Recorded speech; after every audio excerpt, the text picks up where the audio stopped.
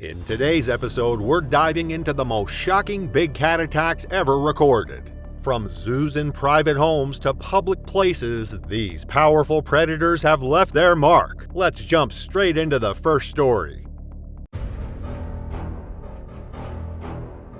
April 9, 2013 was a warm and humid evening in Belo Horizonte, Brazil. As the sun dipped behind the city skyline, its golden light cast long shadows over the Belo Horizonte Zoo, one of the largest zoological parks in the country. The day had been uneventful, with families and school groups visiting the exhibits before making their way to the exits. By 6 p.m., closing announcements echoed over the intercom, urging guests to leave. Among the visitors that day was Gabriel Ferreira, a 32-year-old community volunteer and former athlete. He had arrived at the zoo alone, purchasing his ticket at 3:20 p.m. Security footage later showed him moving from one enclosure to another, pausing occasionally to observe the animals. Unlike most guests, he didn't take photos or linger at the popular exhibits. As the zoo emptied and the gates locked at 7 p.m., Gabriel was nowhere to be seen. Gabriel Ferreira was well known and well liked in his neighborhood of Pampulha, a district near the zoo. A former semi-professional football player, he had once been a promising athlete, playing as a midfielder for a local club. However, a knee injury at age 26 had ended his career prematurely. The transition had been difficult, but rather than drift aimlessly, Gabriel had poured himself into his community.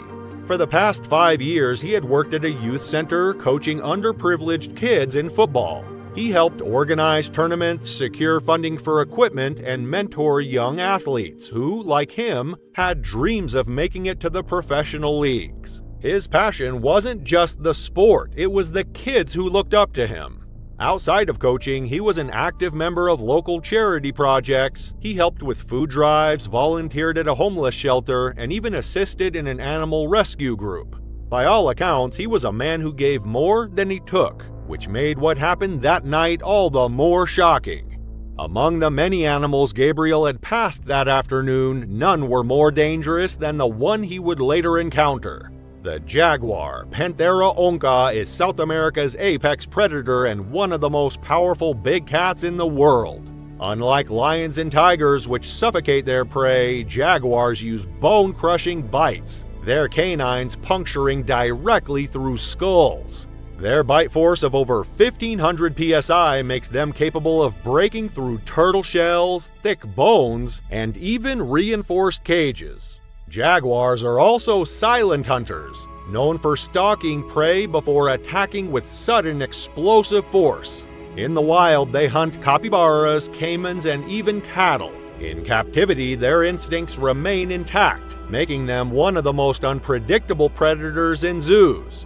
At Belo Horizonte Zoo, the most famous jaguar was Django, a 6-year-old male weighing over 240 pounds.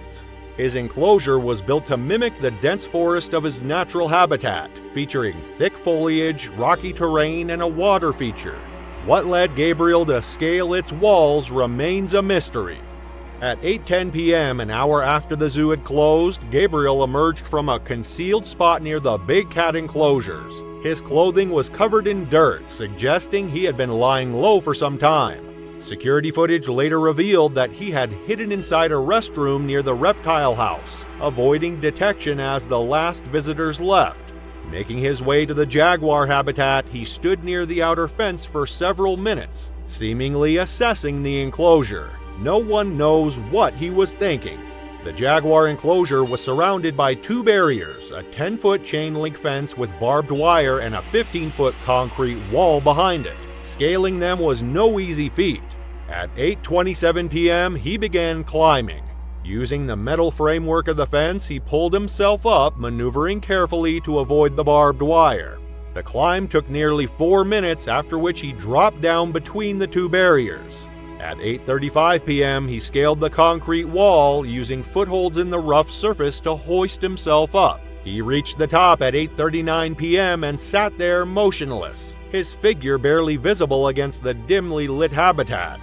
Then, at 8:42 p.m., he lowered himself into the enclosure. The soft dirt shifted as Gabriel landed inside the habitat. He took a step forward, his posture relaxed. For a few seconds, nothing happened. Then, from the far side of the enclosure, Django moved.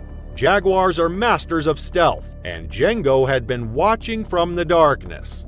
As Gabriel stepped closer, the jaguar reacted. In 3 seconds, Django closed the distance, launching himself from the shadows with terrifying speed.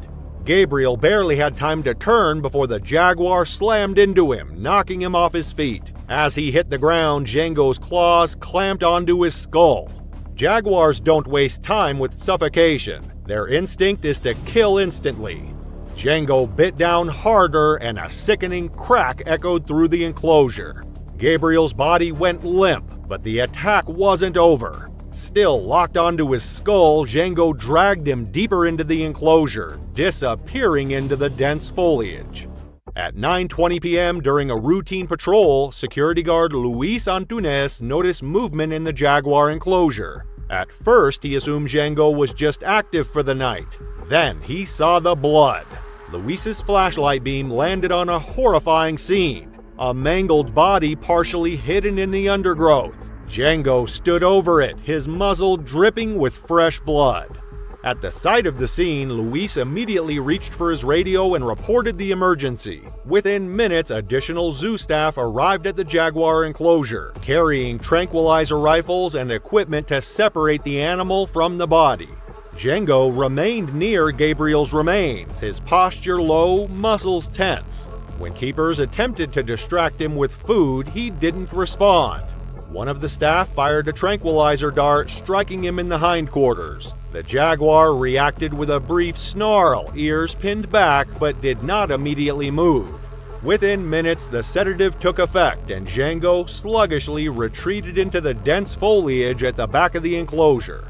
Once the animal was no longer an immediate threat, zoo staff unlocked a service gate at the rear of the enclosure, allowing emergency personnel inside. 2 paramedics along with a police officer entered first, carrying medical equipment. Their flashlights illuminated the ground, revealing disturbed earth, torn clothing, and blood stains in the sand. Gabriel's body lay motionless, partially concealed by undergrowth.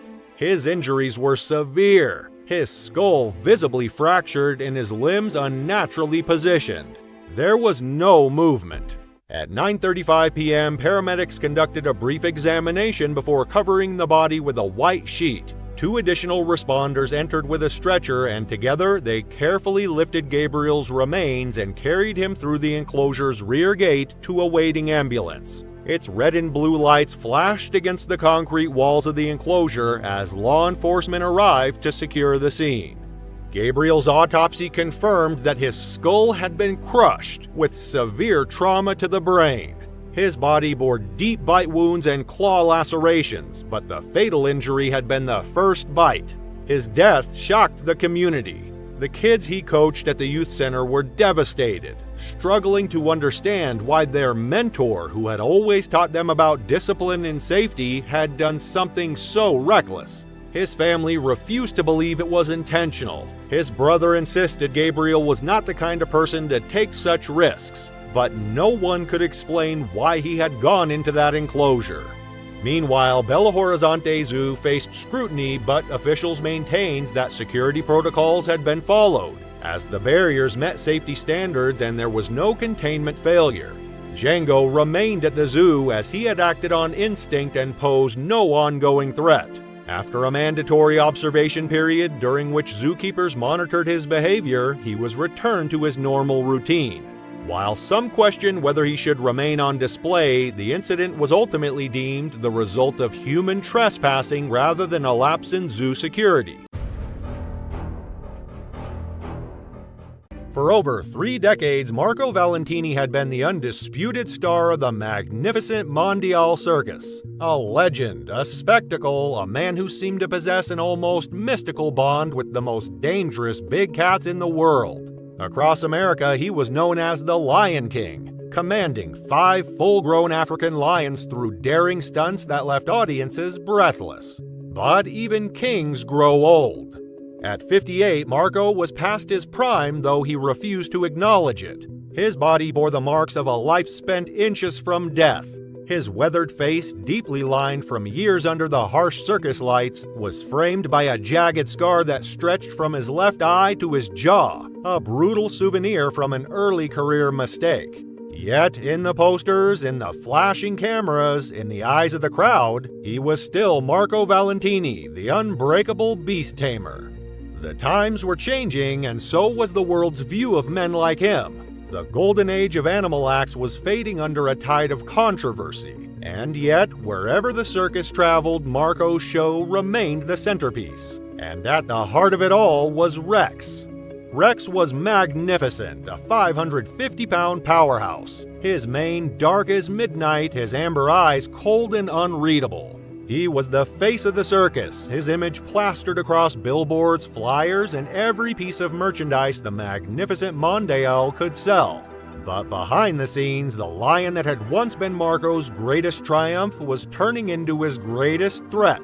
For months now, something had changed. Rex had begun challenging Marco, not in the playful, manageable way young lions sometimes tested authority, but with a slow, simmering defiance. In training sessions, his movements were delayed, his growls deeper, his eyes filled with something Marco had not seen in years. Twice in the past month, handlers had been forced to intervene when Rex refused to back down, his posture rigid, his tail flicking in warning. The circus veterinarian was the first to voice what Marco refused to acknowledge. Rex was showing signs of stress, unpredictable, agitated. She strongly recommended pulling him from the act before something went wrong. Marco dismissed the warning, brushing off the concern with irritation. To him, Rex was just being a lion. He had dismissed her concerns with a wave of his hand, brushing off the nervous whispers of the younger trainers. They didn't understand. He had spent a lifetime in the ring with beasts that could tear him apart. He knew their language.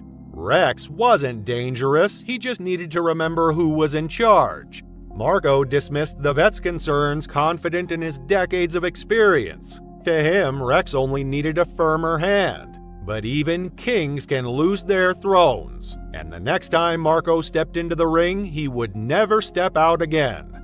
On the evening of July 15, 2018, the magnificent Mondial Circus had set up its grand tent in Tampa, Florida. It was the opening night of a 2-week engagement, and the tent was filled to capacity with nearly 2,000 spectators. The air was thick with the smell of popcorn, cotton candy, and the unmistakable musk of the big cats. Marco's act was scheduled as the finale before intermission. As the ringmaster announced the Lion King in his royal court, spotlights swept across the arena to reveal Marco standing proudly in his signature gold-trimmed costume. 5 lions entered the ring through a tunnel, with Rex leading the procession. The first half of the performance unfolded like a well-rehearsed symphony, every movement choreographed to perfection. The lions leaped effortlessly through the rings of fire, their sleek muscles rippling under the blinding stage lights. They balanced on towering pedestals, roared on command, and moved in eerie synchronization, a testament to Marco's legendary control. The crowd was mesmerized, entranced by the display of raw power and calculated risk. When the 4 lions took their designated places on the elevated platforms, framing the ring like statues of ancient gods, the atmosphere was electric. Anticipation crackled in the air. It was time for the grand finale, Marco's most dangerous, most awe-inspiring stunt, the act that had cemented his legacy. The one where he placed his head inside the jaws of Rex. As Marco signaled for the final act, Rex rose to his full height, nearly 10 feet of sheer muscle and untamed power. His mane, thick and wild, framed his face like the crown of a king reclaiming his throne. But something was wrong. His tail flicked, a warning. His ears pressed back, a threat. The powerful muscles beneath his tawny coat tensed like coiled steel. His breathing deeper, slower. The crowd saw none of this, but Marco did. For a fleeting second, a shadow of doubt passed over his face, a brief hesitation, the slightest pause. But he was Marco Valentini, and Marco Valentini did not falter. He lifted his arms in his signature flourish, soaking in the waves of applause. And then, in a move that had been rehearsed hundreds of times before, he turned his back to Rex for just a moment, just long enough to bask in his audience's admiration. That moment was all it took. A deep, guttural snarl cut through the air like a blade. Before the sound even reached the back rows, Rex moved. It was a blur of raw primal instinct, the perfect predator striking with terrifying precision. The lion dropped to all fours in a single fluid motion and lunged. Marco never had a chance. The impact was devastating, the force of 550 pounds slamming into him like a wrecking ball. He was ripped off his feet, sent sprawling face down into the sawdust, the wind knocked from his lungs before he even realized what had happened. The crowd gasped, some still convinced this was part of the act. Then came the sound that silenced the world, a sickening crunch as Rex's massive jaws clamped down on the back of Marco's neck. A few people screamed, others sat frozen in horror, their minds struggling to process what they were witnessing. And then, just like that, the Lion King was no more. Marco's assistants rushed into the ring with fire extinguishers and electric prods, but their intervention only seemed to enrage Rex further. The other 4 lions, sensing the chaos, became agitated and began roaring and pacing on their platforms.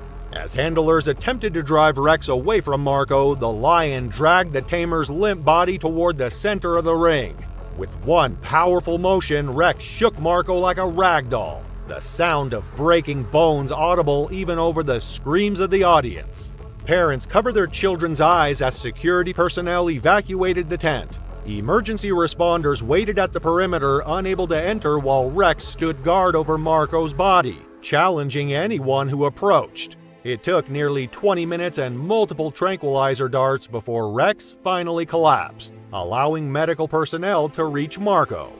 By then, it was far too late. Marco Valentini, the Lion King, had suffered catastrophic injuries to his spine and throat. He was pronounced dead at the scene, his final performance ending in a tragedy before a horrified audience. In the days following the attack, investigations revealed numerous safety violations within the magnificent Mondial Circus. Records showed that Rex had been involved in 3 previous incidents that had been covered up by management. Former employees came forward with stories of mistreatment and dangerous conditions for both animals and performers. Animal welfare organizations used the tragedy to push for legislation banning wild animal acts in circuses. Within months, Florida passed Marco's Law, prohibiting the use of big cats in traveling shows. The remaining lions from Marco's act, including Rex, were transferred to a sanctuary in Tennessee where they would live out their days without performing. The magnificent Mondial Circus never recovered from the incident. Attendance plummeted, and within a year, the once prestigious show closed permanently. The iconic red and gold tent that had housed generations of performers was sold at auction, marking the end of an era. Marco Valentini had spent his life commanding the respect of the world's most dangerous predators, but in the end, it was Rex who delivered the final verdict. A brutal reminder that the king of the jungle will always be more powerful than any self-proclaimed Lion King. On July 17, 2022, the Serengeti National Park in Tanzania was experiencing perfect safari weather. Clear skies, moderate temperatures, and wildlife activity at its peak. For 54-year-old Klaus Bergman, a retired engineering professor from Munich, this trip represented the culmination of a lifelong dream. His partner Elise Weber, 51, had surprised him with the safari for his birthday after years of watching wildlife documentaries together in their modest apartment overlooking the Isar River. Klaus had always been methodical and deeply curious, the kind of man who filled shelves with neatly labeled binders of technical journals long after retirement.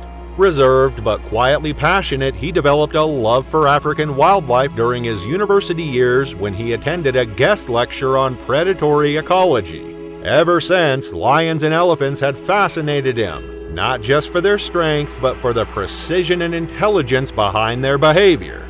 Elise, on the other hand, was the more intuitive and emotionally attuned of the two. She had worked as a school librarian for nearly 2 decades and had a quiet charm that made children instinctively trust her. While Klaus absorbed technical manuals, Elise favored poetry and memoirs. She was content to let Klaus lead when it came to planning trips or researching camera gear, preferring instead to savor the moment and document their journeys in handwritten travel diaries. They lived in Heidhausen, a historic neighborhood in Munich, in a third-floor flat filled with houseplants, old travel books, and framed photographs from previous adventures across Europe and Asia. The Serengeti trip was meant to be their first and perhaps only adventure into the wild heart of Africa.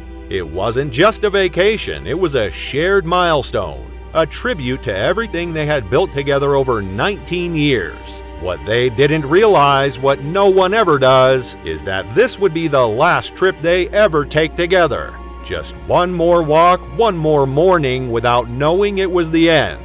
Klaus had meticulously prepared for this journey, purchasing a Canon EOS R5 specifically for wildlife photography, attending 3 photography workshops, and reading every Serengeti guidebook available. His backpack contained extra memory cards, lens filters, and a notebook where he'd been documenting every species they encountered. The couple had saved for 3 years to afford this premium walking safari experience, choosing Authentic Africa expeditions for their stellar safety record and small group sizes. Their guide, Joseph Makundi, had led walking safaris for 15 years without incident.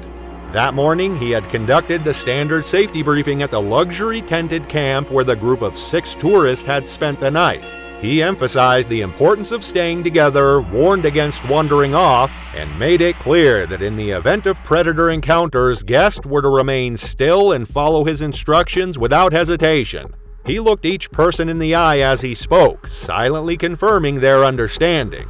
The walking safari had begun at 6:30 a.m., with Joseph leading the way through golden grasslands dotted with acacia trees. By mid-morning, the group had already spotted zebras, giraffes, and a distant herd of elephants. Klaus was ecstatic, his excitement barely containable as he whispered his amazement to Elise. This moment was surpassing everything he had ever imagined.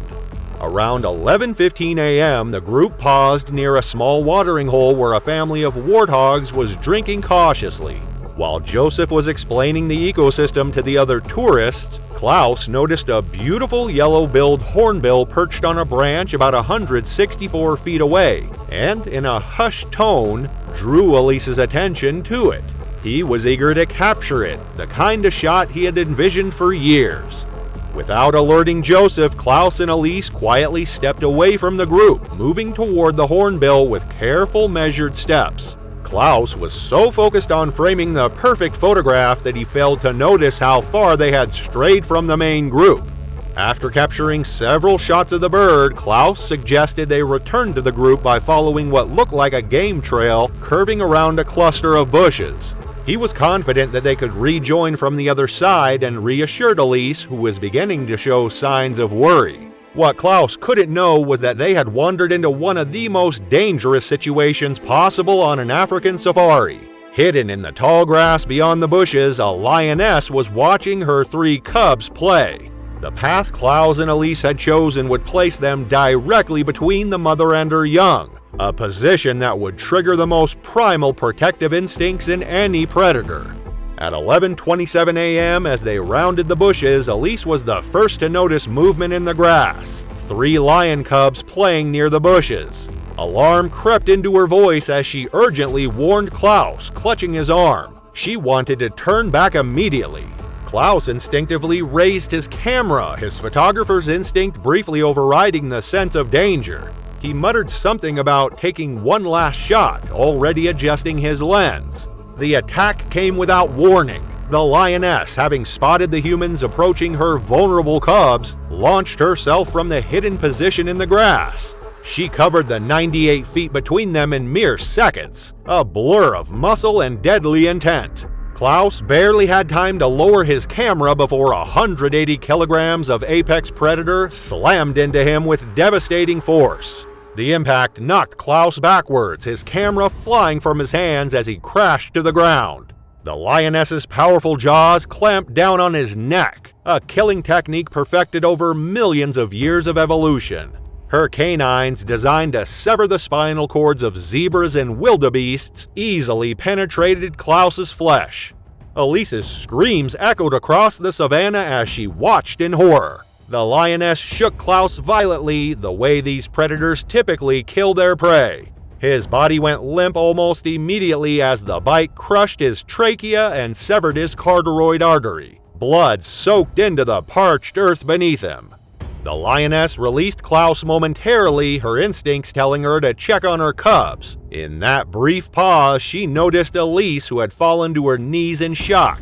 Then the predator turned toward the second potential threat, her blood-stained muzzle low to the ground, muscles tensed for another attack. Elise, paralyzed with fear, could only watch as the lioness approached her with deliberate steps. The predator was just 9 feet away when a sharp crack split the air, a warning shot from Joseph's rifle.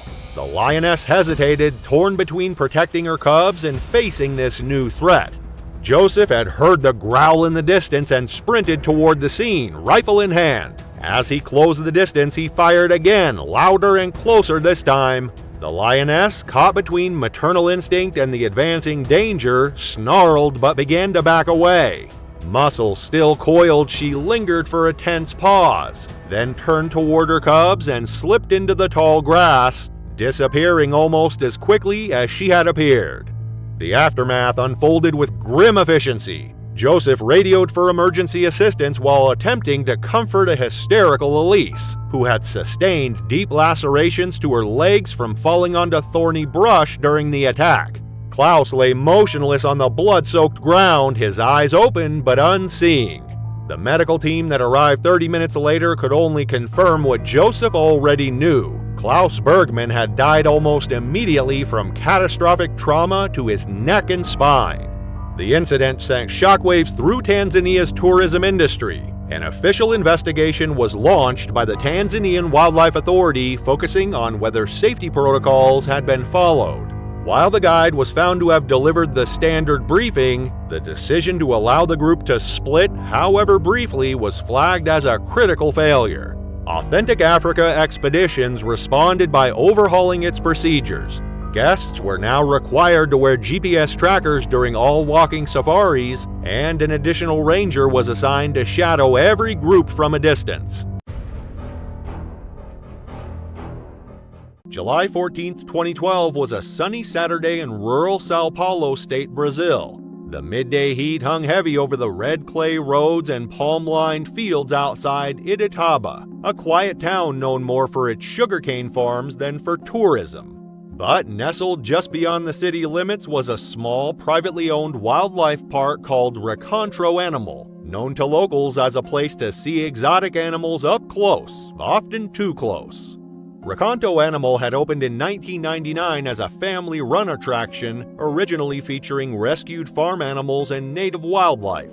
Over the years, it expanded rapidly, adding exotic species like big cats, primates, and reptiles, without the infrastructure or oversight of larger, accredited facilities. The park relied heavily on tourism and weekend visitors, promoting a more intimate experience than traditional zoos. While it had avoided major incidents in the past, its safety practices had been quietly criticized by animal welfare groups for years, citing minimal staff training, outdated enclosures, and poor emergency planning. That morning, Maya Santana, a 34-year-old school administrator from Campinas, arrived at the facility with her husband and 2 young children. The visit had been a long-promised outing, planned loosely over the previous month but finalized only the day before as a way to celebrate their daughter Clara's 7th birthday. With a busy school year behind them and Maya's schedule often full, the family hadn't had many chances for a day trip together. Maya had found the park online through a local parent group and was drawn to its promise of hands-on enclosures, close-up animal viewing, and a relaxed, family-friendly environment. Something simple and memorable for her children to enjoy. Maya was known for being careful and practical, a loving mother and a respected figure in her community. At her elementary school, she was the kind of person teachers turned to for advice and parents trusted without exception. She didn't take risks and was often described as level-headed and responsible. Her decision to visit Recanto Animal had been thoroughly researched, or so she thought. The facility was small, less than 10 acres, but packed with big attractions: monkeys, pumas, leopards, and even a full-grown Bengal tiger. But the highlight was its pair of African lions, housed in a large open enclosure with a raised wooden viewing deck above. The design gave guests a clear overhead view of the lions below, separated by a roughly 10-foot drop and a reinforced fence that extended around the perimeter of the habitat. At 1:45 p.m., after lunch in the shaded picnic area, Maya and her family joined a group of other visitors along the elevated platform above the lion habitat. The wooden railing at the edge of the deck was built to standard height, but there were no additional safety barriers or netting to prevent accidents. Several children pressed up against the railing to get a better look at the lions. The African lion is one of the most iconic predators on Earth. Social, territorial, and built for strength. Adult males can weigh over 500 pounds and possess a bite force of roughly 650 pounds per square inch, capable of breaking bone with ease. A lion's primary hunting tools are its sheer muscle, retractable claws, and powerful jaws, which it uses to suffocate or disable prey. Though lions in captivity lack the need to hunt, their instincts remain intact, and any perceived intrusion into their territory can trigger immediate violent response. Unlike big cats that prefer stealth, lions are known for their explosive attacks, fast, overpowering, and designed to end a struggle quickly. Clara climbed onto the lower beam of the railing, attempting to see over and down into the enclosure where Nero, a 6-year-old male lion, was lying in partial shade. Maya stepped forward and reached for her daughter's waist to pull her down. In doing so, her foot slipped on the worn wooden planks and she lost her balance. With nothing to hold on to, Maya tipped forward and fell over the railing, landing hard inside the enclosure below. The fall was approximately 18 feet. Maya struck the ground on her left side, fracturing her pelvis and stunning her on impact. For several seconds, she remained motionless. Nero rose to his feet almost immediately, his attention drawn to the sudden movement and sound. As Maya tried to sit up, Nero approached, closing the distance in seconds. He struck her across the back with a full-force swipe of his paw, knocking her face first into the dirt. The impact tore through skin and muscle, leaving deep lacerations across her shoulder and ribs. As she tried to crawl away, he bit down on the back of her neck, dragging her deeper into the enclosure. The lion began to treat her exactly as he would prey in the wild. He used his powerful forelimbs to pin her to the ground, repositioning his grip to bite into her shoulder and upper back. Then, with violent force, he raked downward with his hind legs, tearing through fabric and flesh in a defensive feeding behavior known as bunny kicking. Nero's jaws clamped around the base of her neck again, compressing her spine. As blood soaked into the dry dirt, he bit into her upper thigh, tearing tissue from the muscle in an attempt to reach the femoral artery. Maya had lost consciousness within moments of the mauling, but Nero continued the attack as if she were still struggling. Above, the viewing platform was in chaos. Guests screamed and pulled their children back from the railing. Staff arrived with poles, fire extinguishers, and tranquilizer rifles. At 1:52 p.m., the first dart struck Nero's hindquarters, but the lion did not retreat. He dragged Maya several feet before a second dart hit, slowing his movements. It took nearly 5 minutes for the sedatives to fully take effect, causing Nero to collapse near the rock ledge. Emergency responders arrived at 2:04 p.m., entering the enclosure once it was declared safe. Paramedics assessed Maya at the scene and found no signs of life. She was pronounced dead at 2:11 p.m.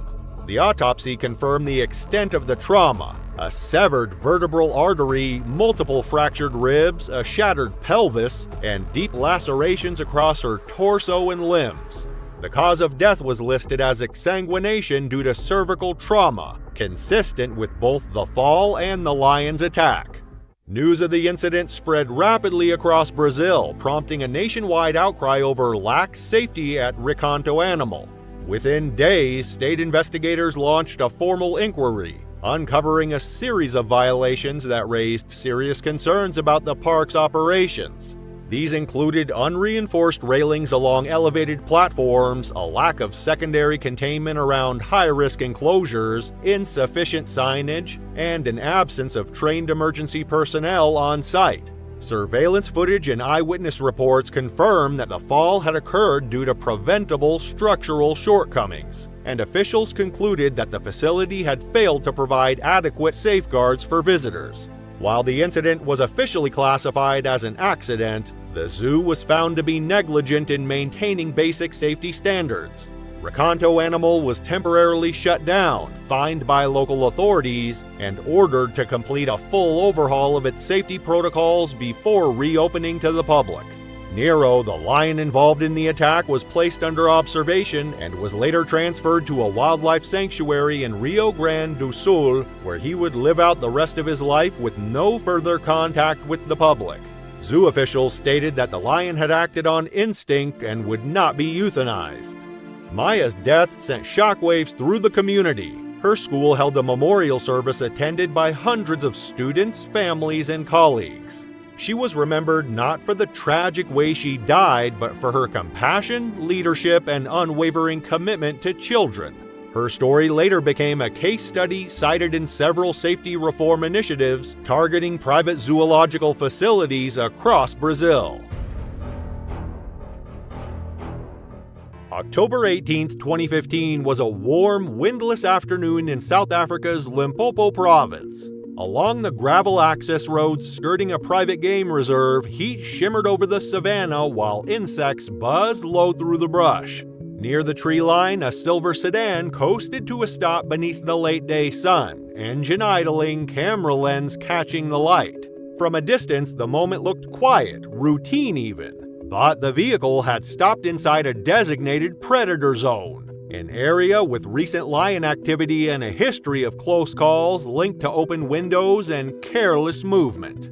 Edward Eddie Kim, 52, was a mechanical engineer from Johannesburg. A father of two, he had taken the weekend off for a short getaway with his youngest, 19-year-old Una, a university student on break.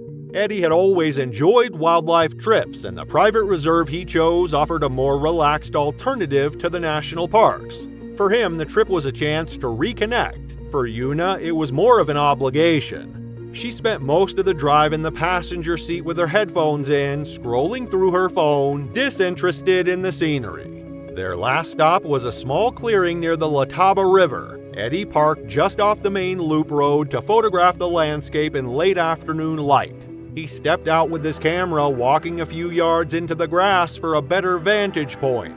The window on Una's side remained cracked for ventilation. The reserve was privately owned but operated under government wildlife regulations. Guests were allowed to drive their own vehicles along designated routes, but strict rules were in place in predator zones.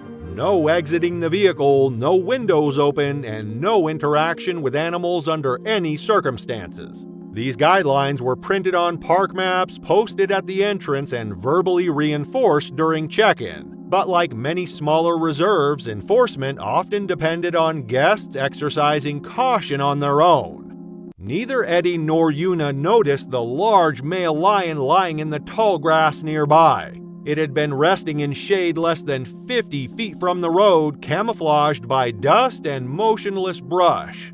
Lions are ambush predators, and adult males can exceed 400 pounds. They don't stalk like leopards or roar before attacking. They wait, still, quiet, and patient until the gap closes on its own. And in the last hour of daylight, their awareness sharpens. The moment Una shifted in her seat, the lion moved. It rose in a single motion and charged the car. With one forepaw, it slammed into the passenger door and with its full weight forced its head and shoulder through the partially open window. Una screamed as the animal's claws tore across her upper arm and collarbone. Its jaws clamped down and began pulling, wrenching her torso sideways into the window frame. Her legs kicked wildly, trapped beneath the console. Eddie turned at the noise and ran back toward the vehicle. He reached the driver's side and tried to pull the door open, but the lion had shifted its weight, pinning the frame in place. He circled to the passenger side and shouted, attempting to strike the animal from behind. The lion released Yuna and pivoted sharply. In seconds, it was on him. The impact knocked him backward into the brush, and the animal followed, dragging him off the path. Inside the car, Yuna was still conscious but bleeding heavily. Her shoulder and chest were torn, and she had collapsed partially across the center console. The vehicle had shifted during the struggle and now sat at an angle in the gravel, both front doors jammed. She didn't move again. The vehicle was discovered approximately 15 minutes later by another guest who had noticed the empty road and recognized the unusual position of the parked car. They contacted reserve rangers by radio. When the response team arrived, the lion had already retreated into the brush. Eddie was found unresponsive several feet from the car. Yuna was still inside with no pulse. The lion was located the following day and euthanized. Bite marks, trace blood, and forensic evidence confirmed it was responsible for the attack. Both victims died of combined traumatic injuries, including deep lacerations, blood loss, and blunt force trauma. Eddie's primary injury was a broken cervical vertebrae, consistent with the lion's strike. In response to the incident, the reserve implemented immediate changes to its safety protocols. Windows were now required to remain fully closed at all times within predator zones, regardless of temperature or passenger comfort. Additional enforcement measures were added, including mobile patrols and road-based sensors to monitor non-compliant vehicles. On October 3, 2003, Las Vegas was alive with the glittering energy that made it the city of endless entertainment. At the Mirage Hotel and Casino, an audience packed into the theater, ready to witness one of the Strip's most famous acts, Siegfried and Roy. Known for their larger-than-life performances featuring illusions and live exotic animals, the duo had become icons in the entertainment world. Their show, a spectacle of magic and wildlife, had drawn millions over its 13-year run. But this night would mark a devastating turn of events. Siegfried Fischbacher and Roy Horn had captivated audiences for decades, combining Siegfried's intricate illusions with Roy's command over some of nature's most majestic creatures. White tigers were the centerpiece of their act, and none was more famous than Manticore, a 400-pound tiger raised in captivity and integrated into their performances from a young age. For years, Manticore had been a symbol of the bond between man and beast, his presence both awe-inspiring and commanding. That night, he took the stage again alongside Roy under the bright spotlight. The theater was electric as the audience erupted into applause, their focus fixed on the lone stage where Roy appeared with Manticore at his side. The tiger moved with the sleek grace of a predator, its pale fur gleaming under the lights. The act began without issue, the pair moving through the well-rehearsed routine as the crowd sat enthralled. Then, in an unscripted moment, Roy lifted his microphone toward Manticore, instructing the tiger to say hello. Instead, the tiger bit onto Roy's sleeve. Roy responded by tapping Manticore on the nose with the microphone, a signal intended to correct the behavior. Manticore released the sleeve but did not retreat. Seconds later, the tiger lunged, knocking Roy to the ground. The audience gasped as the spotlight illuminated the tiger pinning Roy with its massive paws. A hushed confusion swept over the theater, with some unsure whether the unfolding scene was part of the act or a shocking break from the illusion. Manticore's jaws clamped onto Roy's neck, dragging him across the stage. The sound of gasps and cries began to rise from the crowd. Trainers rushed in, spraying fire extinguishers and shouting commands, attempting to break Manticore's grip. Their efforts were met with resistance as the tiger pulled Roy further, its strength overwhelming the attempts to subdue it. Blood pooled on the stage, visible even under the harsh stage lights. Siegfried appeared, shouting commands as the trainers escalated their efforts, using the butt of a fire extinguisher to strike the tiger's head. After what seemed like an eternity, Manticore finally released Roy and retreated. The trainers immediately carried Roy backstage, where he lay motionless. Emergency responders arrived swiftly, working to stop the bleeding as Roy was rushed to University Medical Center. His injuries were severe: a crushed windpipe, a severed jugular vein, and a damaged vertebra. He had lost a massive amount of blood, and his condition was critical. News of the attack spread quickly, sending shockwaves through Las Vegas and beyond. The Mirage Theater, once filled with cheers and applause, was now eerily silent, its audience left stunned. Manticore was quickly secured and returned to his enclosure, but the damage was done. The attack ended not just the night's performance, but the entire run of Siegfried and Roy's iconic show. Surgeons worked tirelessly to save Roy's life. During the procedure, he suffered multiple cardiac arrests, and part of his skull was removed to relieve swelling in his brain. Despite the odds, Roy survived, though the attack left him permanently impaired. He lost much of his motor function, and his ability to speak was severely diminished. The incident ignited a firestorm of controversy. The U.S. Department of Agriculture launched an investigation into the attack, while animal rights groups renewed calls to retire performing animals. Speculation about what caused Manticore's behavior ranged from claims of a stroke suffered by Roy during the performance to allegations of mishandling. Roy himself later stated that Manticore had been attempting to protect him, though this explanation was met with skepticism. Others pointed to the inherent risks of working with wild animals, even those raised in captivity. Manticore remained under the care of Siegfried and Roy until his death in 2014. The duo, though retired from regular performances, made a brief return to the stage in 2009 for a final act, a gesture of closure to their illustrious career. Roy continued to live at the Jungle Palace, surrounded by the animals he had devoted his life to. In 2020, he passed away after battling a severe illness, leaving behind a legacy marked by wonder, risk, and the unbreakable allure of the magic they created. The attack remains one of the most infamous moments in entertainment history. It demonstrated the fine line performers walk when blending illusion with the extreme power of wild animals. The heart of Africa is an unbounded, otherworldly place, a land where every shadow hints at hidden predators, and the horizon stretches wide and wild. This was where Lily Craig, a 28-year-old adventure vlogger from Seattle, found herself ready to capture the thrill of the unknown. Raised in the misty forest of the Pacific Northwest, Lily grew up with a deep love for nature, one that had driven her across the globe in search of extraordinary landscapes and untamed wildlife.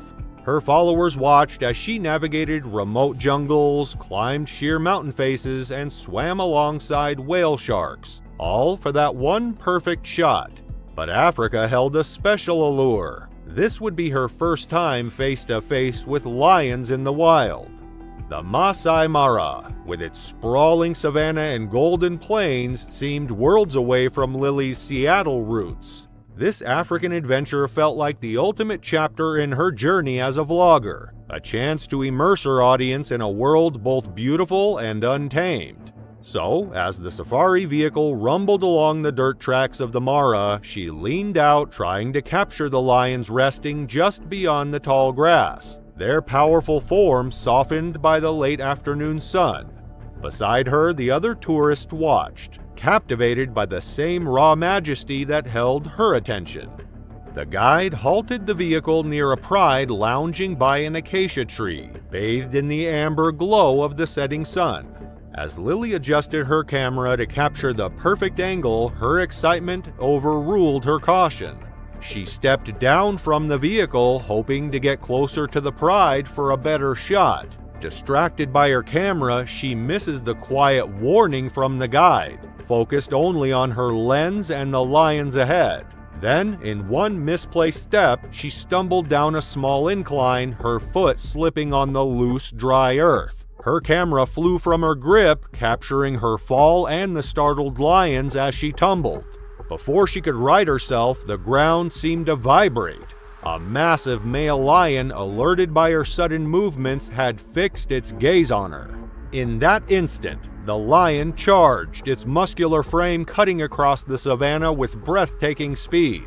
Lily barely had time to scream as it closed the distance between them, each bound bringing her face to face with the apex predator she had long admired from a distance. It reached her in seconds, swiping at her with a massive paw and knocking her backward. Pain surged through her as she struggled to shield herself from its powerful strikes. The guide, Machina, saw the attack unfold and wasted no time. He sprang from the vehicle, shouting and waving his arms, trying to divert the lion's attention. His voice rang out across the savanna, a primal cry that finally made the lion pause. Eyes locked on Machina, the lion hesitated, shifting its focus just long enough for Lily to scramble to her feet, trembling and disoriented. She staggered back toward the safari vehicle, clutching her side, her mind reeling from the near-fatal encounter. Machina stood firm, maintaining eye contact with the lion, his hands raised in a stance of dominance. For what felt like an eternity, they faced off, the lion seemingly torn between retreat and attack. But finally, with a low growl, it backed away, returning to the pride. Machina kept his gaze locked on the lion until it slowly retreated into the grass, its interest waning. He hurried back to the vehicle, finding Lily pressed against her seat, her face pale, and her breathing shallow.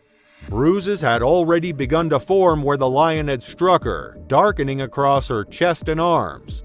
The other passengers looked on in stunned silence, the gravity of what they'd witnessed sinking in as the driver turned the vehicle back toward camp at top speed, maneuvering quickly but carefully over the rough terrain. Back at the camp, the staff were prepared. A nurse and other team members met them as soon as the vehicle rolled to a stop, guiding Lily to a makeshift medical area where they could assess her injuries. The nurse checked her pulse and applied cold compresses to her bruises, offering water and keeping her comfortable as she recovered. Staff members gathered quietly nearby, some calling local medical services to ensure additional care was available if needed. Over the next few days, Lily stayed at the camp, resting and regaining her strength under the watchful care of the staff. She spent time with Machina discussing the attack and how quickly the situation had escalated. They talked over the incident, reflecting on the importance of following safety protocols in the wild, and Machina took the opportunity to emphasize how easily nature's most powerful predators could react with deadly force. The safari company took the incident seriously, reviewing safety measures for all guests and implementing new rules to ensure closer supervision during excursions. Guides were given clear instructions to enforce strict policies about staying inside vehicles near wildlife, especially around big cats. With new briefings added before each trip, they worked to make sure tourists fully understood the dangers of venturing too close to Africa's powerful predators. When Lily eventually returned home, she shared the story of her near miss with her online audience, deciding to end her social media career with a warning to her followers. Nature, as breathtaking as it is, remains ultimately wild and not for our frivolous human entertainment, but is owed the utmost respect. Those who venture too close may find themselves on the wrong side of its raw, untamed power. Picture yourself in the heart of South Africa's wilderness, where the roar of lions reverberates through the air, mingling with the rustle of wild grasses and distant calls of other creatures. This was the world of Leon van Biljon, known to many as the Lion Man, built from the ground up. In 1985, Leon and his family moved to what was then just open land. Over the years, he transformed it into Mahala View Lion Lodge, a haven for both wildlife and guests. His children grew up surrounded by this vast sanctuary, and by 2006, he had brought in 3 lion cubs, Rambo, Katrin, and Nikita, raising them as if they were his own. Day and night, he stayed by their side, sometimes even sleeping in their enclosure to form a bond as close as family. These lions weren't just exhibits, they were family. Known for his lion walking tours and impassioned talks, Leon dedicated his life to educating visitors, sharing his unique relationship with these powerful predators. Now in his 70s, he moved with ease among the animals he trusted deeply, never imagining the wilderness he knew so well could turn against him in a single moment. On the morning of August 20th, 2019, Leon entered the lion enclosure as he had countless times before, unaware that a mundane trip through the gate would lead to his final moments. The lions were used to his presence. To them, he was part of their world. That day, however, he had a task, repairing a section of the perimeter fence that needed attention. He opened the security gate and stepped inside, calm and sure of himself, the same way he had hundreds of times. He moved confidently, the lions watching as he set his tools down and began inspecting the damaged fence. But then he did something he rarely did. He turned his back to the animals. As Leon crouched down to inspect the fence, everything seemed routine. The lions, Rambo, Katrin, and Nikita, were lounging nearby, watching him in silence, their massive paws resting against the earth.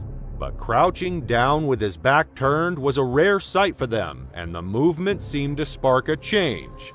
One of the lions began to close in, each step silent, the powerful muscles rippling under its coat. Its gaze locked on Leon, who remained oblivious, focused solely on his task. Then, in a flash, the lion sprang forward, covering the distance in seconds. The massive paws dug into the dirt, propelling its heavy frame through the air. Leon, crouched and unaware, was knocked forward as the lion's full weight struck him from behind. He barely had a second to react before the lion's powerful jaws clamped around his neck. The teeth, razor sharp and built to crush, severed arteries and tore through muscle in an instant. The impact and grip were swift and unyielding. For a moment, Leon's body tensed, his limbs reflexively reacting to the attack. But the power of the lion's bite overwhelmed him, rendering him helpless. The lion's head shook instinctively, its hold tightening as it applied hundreds of pounds of bite force, pinning Leon to the ground. Nearby, the other lions rose, drawn by the commotion, their eyes fixed on the scene as their companion asserted dominance over what had once been a familiar figure in their territory. Staff arrived moments later, drawn by Leon's last faint cry. From outside the enclosure, they saw the horrifying scene, a lion standing over Leon's body, its mouth red with blood, while the other 2 lions circled with an unsettling calm. Realizing the severity of the situation, they immediately contacted emergency responders, knowing any attempt to intervene could turn deadly. As emergency teams arrived, the response was swift but calculated. To secure the area and prevent further tragedy, 2 of the lions, including Rambo, were shot. The 3rd lion, however, was tranquilized rather than killed, allowing paramedics safe access to Leon's body. In the end, all 3 lions were euthanized, a heartbreaking conclusion that showed the intense risks of working so closely with powerful predators. As news of Leon's death spread, it resonated deeply within the community. Leon Van Biljorn wasn't just any lion keeper, he was known affectionately as the Lion Man, a title he earned through years of dedicated care and deep connection with the big cats he raised from cubs. His lions were more than mere animals, they were his companions, his children, and he had devoted years to their upbringing and to educating visitors about their importance in the ecosystem. For the staff, the sight of the enclosure without Leon and his lions marked an end of an era at Mahala View, which had been Leon's life's work. The reserve continued operating, though under new management, and with increased caution around the lions still in residence. In the days following the incident, both local and international observers considered the risks of close human-animal interactions. Though his family grieved deeply, they found some peace in knowing he lived and passed away in the presence of the animals he cherished. As Leon's story shows, even the closest bonds with wildlife can shatter in an instant, revealing the unpredictable nature that lies within every predator. Decades of trust unraveled in a single moment, leaving Leon to face the instincts he had spent his life respecting. It was a humid evening in rural Bangladesh as dusk settled over the small village where Hashmat Ali had spent most of his life. The quiet night was alive with the soft hum of insects and the distant calls of animals echoing from the nearby Sunbarans forest. The forest, dense and foreboding, was home to countless creatures, but none were more feared than the Bengal tiger. Known for its unmatched power and lethal strength, the tiger commanded both reverence and fear. In Ali's village, stories of tiger attacks circulated often. While some dismissed these tales as exaggerations or rare occurrences, the villagers knew to remain cautious. They lived at the edge of a wilderness ruled by this apex predator. Hashmat Ali had spent all of his 40 years in this village, leading to a solitary life apart from the other villagers.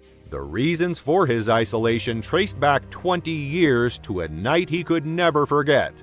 At 18, Ali had been responsible for providing for himself and his family. With few job options available, he turned to fishing and foraging, a tough but rewarding way to make a living. While he was familiar with the challenges of fishing, foraging for honey presented an entirely different ordeal. The bees, relentless in defending their hives, often left him covered in stings, yet it was a livelihood he endured without complaint. One evening, Ali set out on a multi-day fishing trip. Alongside a small group of local fishermen, he pushed his weathered boat off the shore and guided it carefully through the familiar twists and turns of the river. The boat, his trusted companion on countless journeys, creaked softly under the weight of the day's catch. Hours passed as they worked the waters, catching just enough to sustain their business. Ali even managed to gather honey from a hive near the riverbank, a valuable addition to their haul. By nightfall, exhaustion weighed heavily on him, and as darkness cloaked the river, he lay down on the boat's worn wooden boards to sleep off his fatigue. But as he drifted off, an unseen presence lingered nearby. Ali was not alone. From the underbrush near the water's edge, two gleaming eyes watched him, silent and calculating. A Bengal tiger crouched in the shadows, its muscular body tensed as it observed the lone figure on the boat.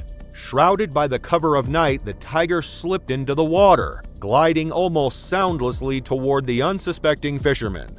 The river concealed its approach, its golden eyes locked on Ali, waiting for the perfect moment to strike. Ali's rest was shattered by a sudden searing pain. The tiger leaped onto the boat, its claws raking across his face with brutal precision, slicing through skin and muscle.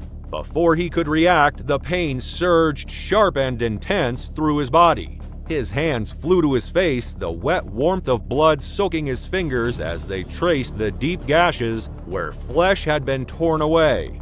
The attack was swift and merciless. The tiger's weight pinned Ali down, its claws tearing at his clothing as it tried to drag him overboard with each savage tug. Ali fought back, but his limbs felt heavy, his vision blurring as waves of pain overwhelmed him. The blood streamed from the wounds on his face, soaking through his shirt as the tiger's grip tightened.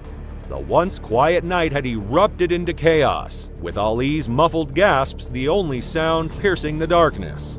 The commotion drew the attention of his crew, resting in another boat nearby. They rushed over only to be confronted by a nightmarish scene. Ali lay half slumped in the boat, his hands pressed against his torn face while the tiger's powerful form loomed over him. Blood stained the wooden planks and the air was thick with a metallic scent. The crew shouted, their voices echoing across the water as they frantically tried to make noise, desperate to drive the tiger away. The tiger hesitated, its ears flicking backward in agitation at the sudden uproar. In a sudden burst of fury, the crew began slapping the sides of the boat with their oars, creating a cacophony that startled the predator. The tiger loosened its grip on Ali's clothing and, with a final growl, vanished into the night. The river felt silent once more. The only sounds, the gentle lapping of water and Ali's shallow, labored breaths. Ali's injuries were beyond devastating. The tiger's claws had left his face brutally mangled, with deep, jagged wounds tearing through flesh and bone, a grim testament to the unforgiving force of nature. His co-workers, desperate to save him, rushed him to the nearest hospital. The wooden boat creaked under the strain of their frantic paddling as they raced against time. Once there, Ali was brought to a small clinic where a doctor worked tirelessly under the dim light of an oil lamp, fighting to keep him alive. The doctor labored for hours to stop the bleeding and close the wounds, stitching his torn flesh together as best as he could. Miraculously, Ali survived, but the attack left him with deep physical and emotional scars that would shape the rest of his life. After the attack, Ali withdrew from the outside world, spending most of his time at his home. He felt a deep sense of shame in the presence of his family and friends, fearing his appearance brought them embarrassment. When he ventured out, he hid his face behind a cloth, avoiding the judgmental eyes of strangers. Despite his hardships, Ali's determination never wavered. Over the years, he saved every penny he could to afford reconstructive surgeries. While the procedures couldn't fully restore his face, they brought him closer to a sense of normalcy. For the first time in decades, he was able to show his face without hesitation, finally shedding the cloth that had hidden him for so long. His scars, though still visible, stood as a powerful reminder of his resilience and the strength it took to move forward. The early morning sun on September 14, 2016, filtered through the dense pine forests, casting long shadows across the quiet rural roads of eastern North Carolina. The air was thick with late summer humidity, and the only sounds to be heard were the Carolina chickadees calling from the treetops. Here, in a secluded town just over 2 hours east of Charlotte, stretches of farmland and woodland separated small communities where neighbors rarely questioned what went on behind closed doors. It was the kind of place where someone could live in near isolation, undisturbed, even if they kept an apex predator in their home. At the edge of one such road, Olivia Carter's house sat tucked away behind a gravel driveway, hidden from view by a dense wall of trees. At 37 years old, Olivia had built a life of independence. She was unmarried, had no children, and worked a remote corporate job that gave her financial stability without the need to leave her property. That same financial freedom had also allowed her to pursue something far more unusual: the private ownership of a wild animal. For the past 2 years, she had shared her home with Kai, a 42-pound African caracal, a species known for its lethal hunting skills, powerful build, and unmatched agility. Unlike most exotic animal owners, Olivia hadn't built a secure outdoor enclosure or kept Kai in a controlled space. He had full reign of the house. She believed their bond made her different from other owners. But on that quiet September morning, Kai would prove that no amount of human care could override the instincts of a predator. Caracals are native to Africa, the Middle East, and parts of Asia, built for hunting with razor-sharp claws, powerful hind legs, and keen predatory instincts. Unlike domesticated cats, caracals retain their wild nature, even when raised from birth. They strike with precision, their bite force strong enough to crush bone, and their coiled muscles give them the ability to leap over 10 feet into the air, a skill designed for taking down birds but just as effective on larger prey. Despite these facts, Olivia never saw Kai as a threat. She had imported him from a breeder outside the U.S., spending thousands of dollars on transport and veterinary clearances to bring him into North Carolina, a state with no restrictions on owning exotic big cats. Unlike in other states where such animals required permits and inspections, there were no legal barriers, no oversight, and no regulations preventing her from housing a wild predator inside her home. She had raised him from a kitten, treating him like a pet. He lounged on her furniture, followed her from room to room, and slept at the foot of her bed. But there had been signs. Aggressive swipes with claws extended, guttural growls when startled, a deep bite that had left a scar on her arm months prior. Friends had warned her that exotic animal experts cautioned against keeping caracals as pets, but Olivia was convinced she understood him better than anyone else could. At 10:15 a.m., Olivia was on a video call with her younger sister Erin Carter, who lived out of the state. Erin later recalled that Olivia had been standing near the kitchen counter chatting casually as she prepared Kai's raw meat breakfast. Kai was pacing nearby, his ears pinned back, tail twitching, a posture Erin had noticed before but never thought much about. Olivia had always joked that he was impatient for food, brushing off concerns, as if Kai's restlessness was nothing more than a quirky habit. Seconds later, everything changed. Kai launched forward without warning, his claws raking deep across Olivia's face before she could react. The phone jolted as Olivia stumbled backwards, screaming, the image blurring with violent movement. Erin's panicked voice rang through the call, but there was no response. Kai latched onto Olivia's arm, his powerful jaws clamping down to the bone. A loud crash echoed through the phone as furniture scraped across the tile floor, Olivia struggling to break free. The phone, knocked from her grasp, landed face up, still transmitting. Erin listened as the sounds of Olivia's struggle filled the call. Screams, heavy breathing, the deep growls of the caracal. She ended the call and immediately dialed 911. The dispatcher answered, but Erin was calling from out of state, and her location routed her to her local emergency services. She quickly explained the situation, but the dispatcher couldn't send help directly. Erin needed to call 911 for Olivia's location.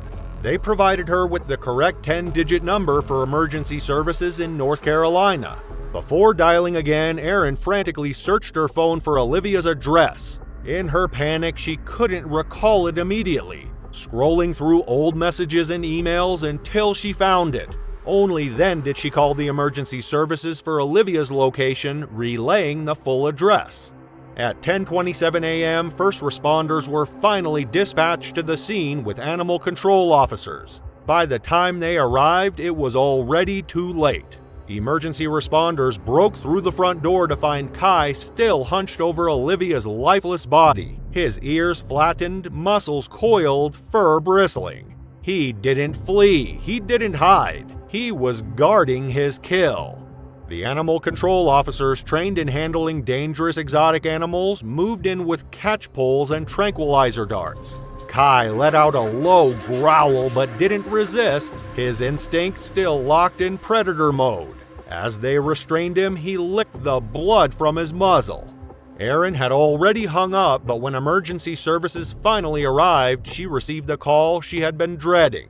The dispatcher confirmed what she already feared. Olivia was unresponsive. The paramedics and police had entered the house, but there was nothing they could do. Olivia was pronounced dead at the scene. The medical examiner's report confirmed that Olivia suffered fatal blood loss from deep lacerations to her face, arms, and neck. But the final injury had been a bite to the throat that severed her carotid artery. A precision kill, exactly how caracals take down prey in the wild. The story spread quickly, sparking renewed debates over the dangers of private exotic animal ownership. Experts pointed out that while caracals are smaller than big cats, they're still wild animals, with reflexes, strength, and instincts that no human can ever fully control. Still, no legislation was made banning the ownership of such animals. As for Kai, he was transferred to a wildlife sanctuary placed in a secure habitat away from human interaction. Officials ruled that he would not be euthanized, as the attack was deemed a natural predatory response rather than abnormal aggression. Diana Hansen, a 24-year-old intern, was living her dream at a big cat wildlife park. Her lifelong fascination with lions had brought her here, allowing her to be closer than ever to the majestic creatures she admired. But in one tragic, unpredictable moment, this connection to the animal she loved took a deadly turn, a moment no one could have anticipated. From the tender age of 3, Diana was captivated by big cats, lions, tigers, cheetahs, and leopards. Her fascination led her to pursue a degree in biology at Western Washington University, where she gained hands-on experience working with these magnificent creatures.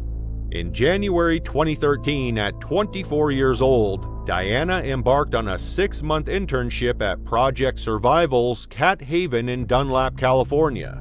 This 100-acre sanctuary home to tigers, leopards, and other endangered big cats was a haven for her aspirations.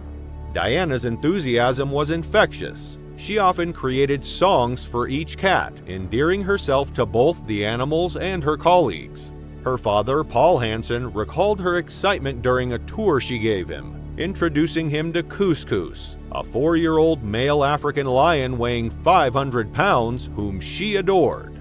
On March 6, 2013, the quiet of early morning settled over Cat Haven, a sanctuary sprawling across 100 acres of rolling California foothills. Sunlight filtered through the trees, casting dappled shadows over the enclosures lined with tall grass and scattered rocks where big cats roamed. The air was cool and still, broken only by the occasional rustle of leaves or distant bird call. Diana moved along the winding paths in a golf buggy, her routine well rehearsed, carrying supplies for feeding and cleaning each enclosure. The park owner, Dale Anderson, was away for the day, taking a cheetah to a local school as part of an outreach program. Left behind were Diana and another staff member, Meg Pauls, tasked with caring for the sanctuary's many residents, their movements the only sign of life amid the morning's calm. The day followed a familiar routine. Both staff members were assigned to separate sections of the park, handling the tasks independently and meeting up at the end of their route. This setup was standard, allowing them to work efficiently across the sanctuary's 100 acres. Diana, confident and focused, continued on her path, handling each task with the precision and commitment she'd developed over her months at Cat Haven. But as the morning unfolded, the routine would take an unexpected and tragic turn. Later that afternoon, Diana approached Couscous's enclosure, ready to clean as part of her usual routine. She separated the lion into a smaller holding area with a partition gate, a standard step in ensuring her safety while she worked in the main enclosure. Couscous, familiar with this practice, moved calmly into the confined section. The 4-year-old lion, raised at Cat Haven since he was just 8 weeks old, had become a fixture at the sanctuary. But today, as Diana focused on her tasks, something critical went unnoticed. The partition gate holding Couscous hadn't latched securely. While Diana was sweeping the enclosure floor, Couscous noticed the unlatched gate. He nudged it with his powerful paw, testing the barrier, and it swung open. The 500-pound lion took a step forward, now just feet from Diana, his powerful muscles rippling under his golden coat as he silently approached.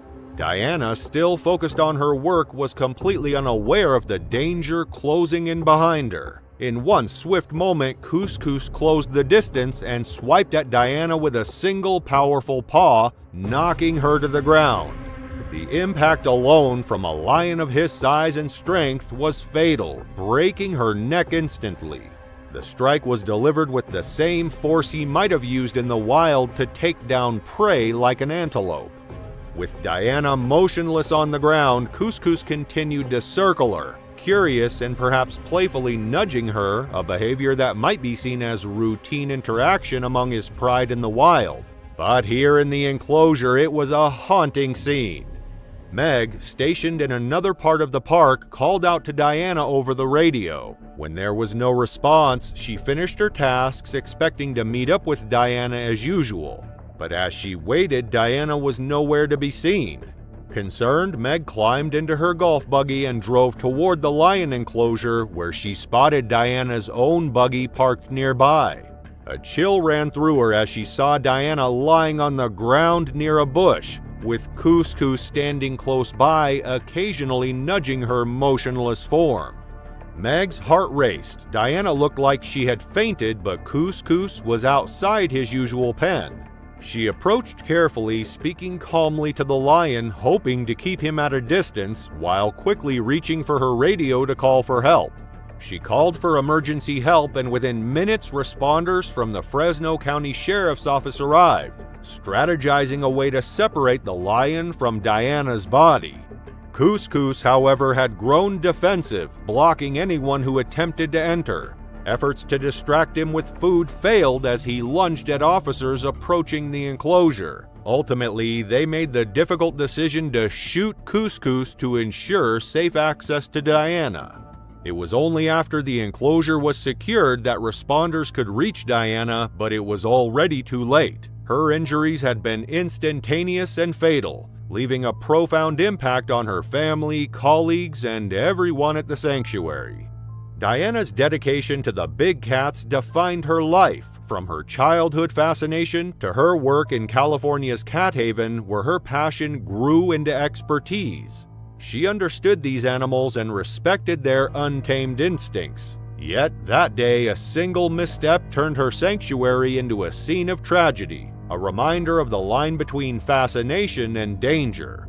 Her family took comfort in knowing she'd spent her life doing what she loved most, working with the creatures that had captured her heart. On a cold, blustery day in January of 1872, the town of Bolton, England stirred with anticipation. Smoke billowed from chimneys, mingled with the overcast sky as townsfolk navigated the cobblestone streets, scarves pulled tightly against the winter chill. Near the town hall, a large canvas tent towered over the square, its vibrant banners promising a thrilling spectacle. Inside, the flickering glow of gas lamps lit the interior of Mander's Menagerie, where 500 spectators had gathered to witness one of the most daring performances of the era, Maserati the Lion Tamer. Thomas McCarthy, known by his stage name Maserati, was the star of the evening. A seasoned performer, he had spent years traveling with menageries, building a reputation as a fearless showman. Dressed in a Roman gladiator-inspired costume, he prepared to face 3 lions in a display of dominance and control. Armed with only a whip and a thin sword, he would command the animals to leap through hoops, sit on pedestals, and follow his every cue. For the audience, the act was a mesmerizing blend of danger and artistry. But for the man in the cage, it was a high-stakes dance with unpredictable predators. The lions, majestic and imposing, were among the menagerie's most prized animals. The largest, a black-maned lion from North Africa, was a particularly striking figure. Its muscular frame and sharp amber eyes exuded raw power, a reminder that no amount of training could fully subdue the wild instincts of such a beast. Life in captivity, coupled with the loud and chaotic atmosphere of the performances, often left the animals tense and unpredictable. As Maserati stepped into the cage, the crowd erupted in cheers. The lions moved cautiously under the gaslight, their paws sinking into the sawdust-covered floor. Cracking his whip, Maserati commanded the first lion to leap through a hoop, earning applause from the audience. The second lion followed, crouching low on a pedestal at his signal. But as he turned to the black-maned lion, it hesitated, a low growl rumbling from the deep within its chest. The sound carried across the tent, drawing a hushed murmur from the spectators. Maserati cracked his whip again, the sharp sound cutting through the heavy air. The lion's growl deepened, and it took a single step forward, its body tense and poised. The audience leaned in, unsure if this was part of the act or something more sinister. Then, in an instant, the lion lunged. Its massive body collided with Maserati, sending him sprawling to the ground. The audience gasped, some believing it was still part of the performance. But as the lion's teeth sank into his shoulder, blood stained the sawdust, and the reality of the situation became horrifyingly clear. The other 2 lions, spurred by the commotion, joined the attack. Their claws raked across Maserati's chest and arms as they circled their fallen trainer. The tent erupted in chaos. Spectators screamed, some fainting, others rushing toward the exits in a frantic attempt to escape. Handlers dashed to the cage, wielding iron bars in a desperate effort to drive the lions back. The gas lamps flickered as shouts and roars filled the air.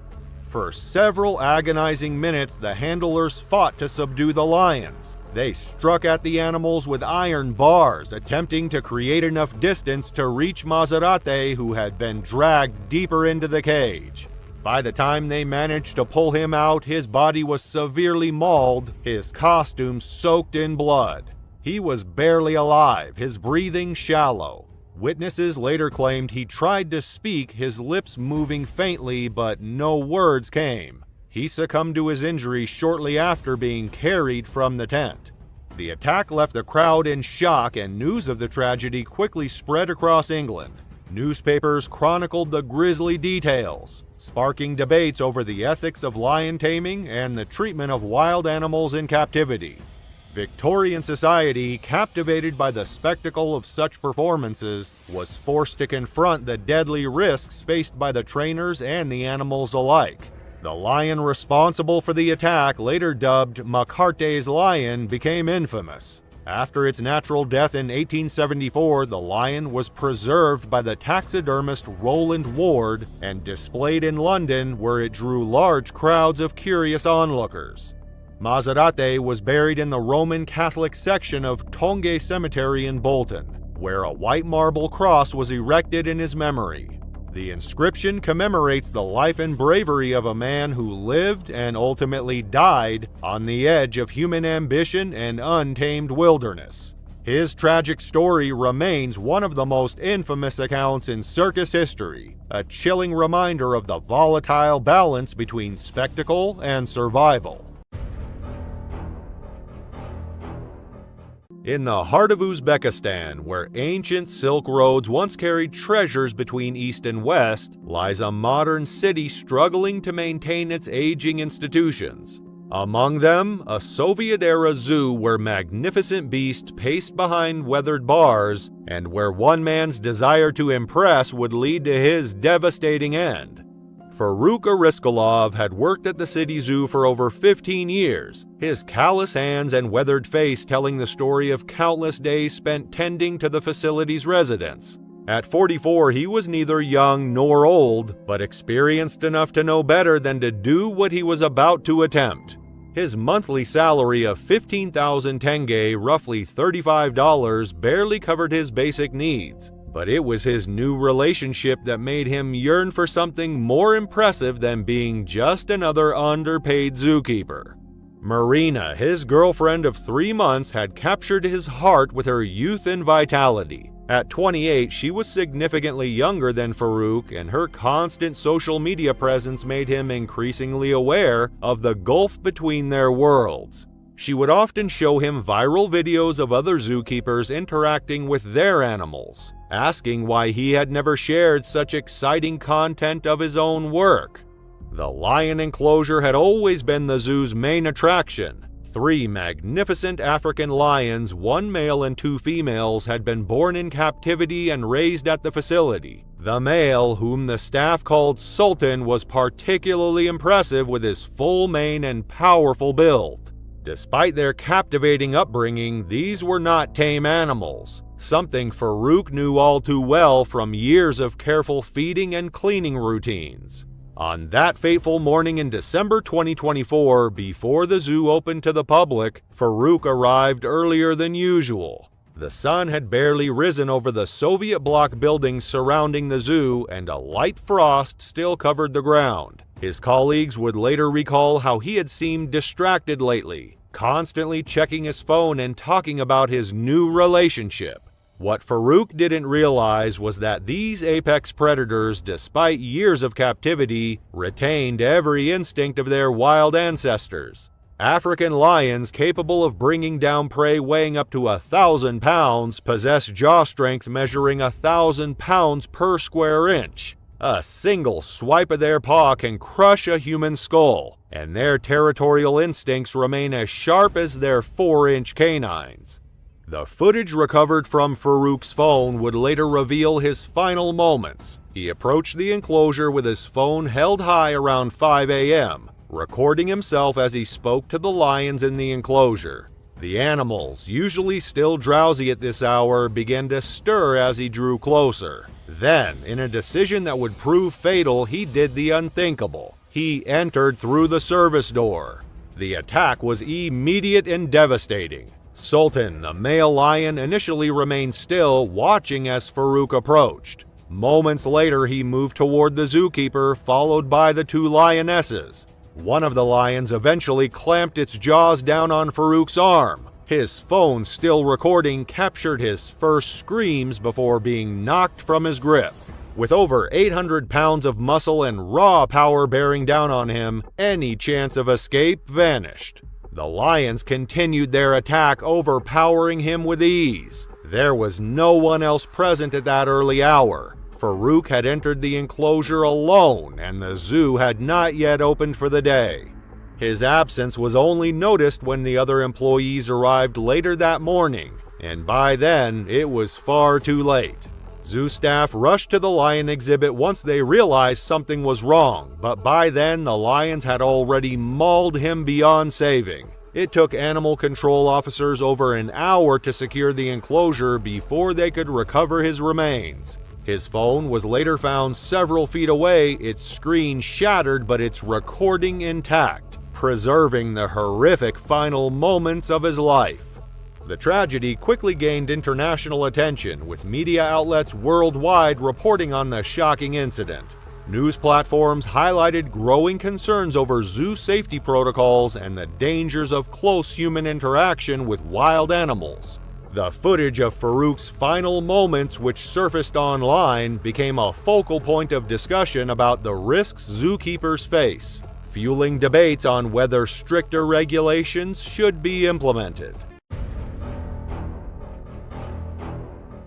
The Kruger National Park in South Africa spans nearly 2 million hectares of wilderness, a vast sanctuary where lions roam freely, elephants traverse ancient paths, and leopards lurk in the shadows of acacia trees. For the Baker family from Seattle, Washington, this iconic landscape represented the culmination of years of dreaming and months of planning. Robert Baker, a 42-year-old software engineer, his wife Jennifer, a 39-year-old elementary school teacher, and their 10-year-old son Tyler had saved for 3 years to afford this once-in-a-lifetime adventure. On July 17, 2023, the Bakers rose before dawn at their lodge on the outskirts of Kruger. The air was crisp, carrying the earthy scent of the African bush as they climbed into the open-sided safari vehicle. Their guide, Sipho Nkosi, a veteran ranger with 15 years of experience navigating the unpredictable wilderness of Kruger, greeted them with a warm smile. The morning game drive began with a safety briefing emphasizing the critical importance of remaining seated, keeping all limbs inside the vehicle, and never attempting to touch or feed the animals. As the sun crested the horizon, painting the savanna in hues of amber and gold, the Bakers marveled at the landscape unfolding before them. Herds of impala grazed peacefully, their slender forms silhouetted against the rising sun. A family of elephants ambled across the road, the matriarch pausing to regard the vehicle with intelligent eyes before leading her herd into the bush. For the first 2 hours, the safari exceeded every expectation the Bakers had nurtured during their years of anticipation. Jennifer, an amateur photographer, had invested in a new Canon EOS R5 specifically for this trip. She captured stunning images of giraffes stretching their necks toward acacia branches, zebras creating living optical illusions with their striking patterns, and a pride of lions lounging in the morning sun, their golden eyes half closed in contentment. Each sighting elicited gasps of wonder from Tyler, whose face glowed with the pure joy of witnessing these magnificent creatures in their natural habitat. By mid-morning, the safari vehicle had ventured into a more remote section of the park, where the vegetation grew thicker and the wildlife more elusive. Sipho received a radio call from another guide who had spotted a leopard near the Sabi River, approximately 10 minutes from their current position. Leopards are among the most elusive of the Big Five, and sightings are considered rare treasures even for seasoned safari goers. The Bakers' excitement mounted as Sifo navigated the dusty roads toward the reported location. Upon arrival, they joined two other safari vehicles positioned at a respectful distance from a magnificent male leopard. The predator was draped across the low-hanging branch of a marula tree, its spotted coat gleaming in dappled sunlight, powerful limbs dangling languidly on either side of the branch. At approximately 70 kilograms, the leopard represented the perfect combination of lethal power and feline grace. Its amber eyes surveyed the vehicles with apparent indifference, occasionally closing in slow, confident blinks. The Bakers watched in awe, their voices hushed despite being inside the vehicle. Jennifer raised her camera, capturing frame after frame of the magnificent predator. Through her telephoto lens, she could see the individual spots on the leopard's coat, the whiskers twitching slightly in the breeze, the powerful muscles rippling beneath its fur with each subtle movement. But the distance and the angle of the vehicle meant that the branches partially obscured her perfect shot. After 20 minutes of observation, one of the other vehicles departed, creating an opportunity for Sifo to reposition their vehicle for a better vantage point. He carefully maneuvered to a spot approximately 15 feet from the tree, cutting the engine to minimize disturbance. The leopard remained on its perch, seemingly unperturbed by the vehicle's movement. Its tail swayed hypnotically, occasionally flicking with greater emphasis, a subtle warning sign that experienced guides recognize, but tourists often misinterpret as playfulness. Jennifer continued photographing, but frustration began to build as she reviewed her images. The window frame of the safari vehicle created a dark border in her shots, and the protective mesh screen designed to prevent exactly the tragedy that would soon unfold slightly blurred her otherwise perfect images. The leopard shifted its position, stretching its magnificent form along the branch, presenting an even more spectacular pose. In that moment, Jennifer made the decision that would cost her her life. Despite the explicit safety briefing and the clearly posted warnings throughout the vehicle, she quietly moved the mesh screen aside just enough to position her camera lens through the opening. The action took less than 3 seconds, a momentary lapse in judgment driven by the desire for the perfect photograph. The change was immediate. The leopard's posture transformed from relaxed to alert. Its ears swiveled forward to focus on the new opening in what had previously registered as a single harmless entity. Predators in Kruger have learned to ignore safari vehicles as non-threatening objects, but the absence of the security mesh changes the equation, revealing the vulnerable human occupants inside. Sifo noticed Jennifer's vulnerable position and the leopard's changed demeanor simultaneously. His hand moved toward the ignition, intending to start the engine and create noise to deter any potential aggression. But the leopard moved with the explosive speed that makes these predators so lethal in the wild. In a blur of spotted fur and rippling muscle, the leopard launched from the branch, covering the 15-feet distance to the vehicle in a series of bounds that defied human reaction time. It landed on the vehicle's side with precision, one paw hooking the window frame, the other reaching through the opening to sink razor-sharp claws into Jennifer's shoulder. The force of the impact knocked Jennifer sideways into Robert, who instinctively wrapped protective arms around Tyler. The leopard's jaws found Jennifer's neck, powerful canines designed for delivering a killing bite to prey animals now puncturing human flesh. Blood sprayed across the interior of the vehicle as the predator attempted to drag Jennifer through the window opening. A leopard's jaws can generate over 300 to 400 pounds of pressure per square inch, enough force to effortlessly crush the skull of a baboon or pierce the thick hide of an antelope. For a human, it's nothing less than deadly. Sifo reacted with the speed and decisiveness of an experienced ranger. He started the engine and accelerated sharply, simultaneously reaching for the emergency air horn mounted on the dashboard. The sudden movement and the blaring horn momentarily confused the leopard, causing it to release its grip just enough for Sifo to create distance between the vehicle and the predator. But the damage had been done. Jennifer slumped against the seat, her neck catastrophically injured, blood pumping from severed arteries. Robert pressed his jacket against the wounds, his hands trembling as he attempted to stem the bleeding. Tyler sat frozen in horror, his young mind struggling to process the sudden transformation of their dream vacation into a nightmare. Sifo radioed for emergency assistance while driving at maximum safe speed toward the nearest park gate, where a medical evacuation team was scrambled. Despite their rapid response and Robert's desperate efforts to keep pressure on the wounds, Jennifer Baker was pronounced dead upon arrival at the Skukuza Medical Facility. The official cause of death was a sanguination, from multiple lacerations to the carotid artery and jugular vein. The incident sent shockwaves through Kruger National Park and the wider safari tourism industry. An investigation confirmed that all proper safety protocols had been in place and that Sifo had conducted a thorough safety briefing. The tragedy was attributed solely to Jennifer's decision to open the window, a violation of the most fundamental safari safety rule. The leopard was not tracked or euthanized following the incident. Park authorities emphasized that the animal had behaved according to its natural instincts and posed no unusual threat to properly conducted safari operations. The Baker family's tragedy served as a sobering reminder of the wild nature of Kruger's inhabitants and the critical importance of respecting safari guidelines. Robert and Tyler Baker returned to Seattle a week later, forever changed by their experience. In the months that followed, Robert became an advocate for safari safety, establishing a foundation in Jennifer's name dedicated to educating tourists about the importance of following wildlife viewing protocols.